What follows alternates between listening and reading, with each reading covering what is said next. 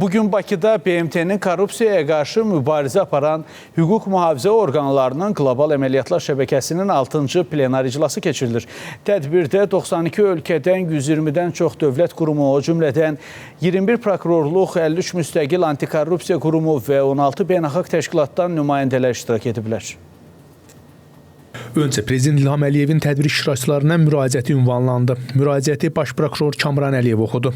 İşğal olunmuş ərazilərdə illər ərzində təbii sərvətlərimizin qanunsuz istismarı, geniş miqyaslı korrupsiya və infrastrukturun məqsədli şəkildə dağıdılması hökm sürmüşdür.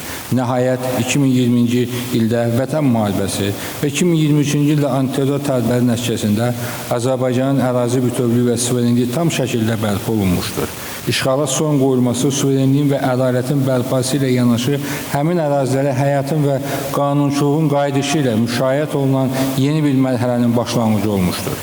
Azad edilmiş torpaqların tərəqqi məkanına çevrilməsi dövlət siyasətimizin əsas sütunlarından biridir. Azərbaycan bu gün də regionda davamlı sülh və sabitliyə nail olmaq üçün öz konstruktiv səylərini qətiyyətlə davam etdirir. Azərbaycan son illər qlobal təşəbbüsləri ev sahibliyi edən mühüm beynəlxalq mərkəzə çevrilib. Baş prokuror Kamran Əliyevin sözlərinə görə Azərbaycanda korrupsiyaya qarşı mübarizə kompleks yanaşma əsasında aparılır. Cəza tətbiqi ilə yanaşı institusional islahatlar, ictimai maarifləndirmə, rəqəmsal texnologiyaların tətbiqi və vətəndaş cəmiyyətinin iştirakı ilə birgə geniş tədbirlər həyata keçirilir. Azərbaycan Qlobi şəbəkəsinin fəal üzvü olaraq bu platformanı yüksək qiymətləndirir. Bu şəbəkə beynəlxalq əməkdaşlığın möhkəmlənməsinə, dürüstlüyün təşviqinə və transmilli korrupsiyaya qarşı birgə mübarizəyə töhfə verir.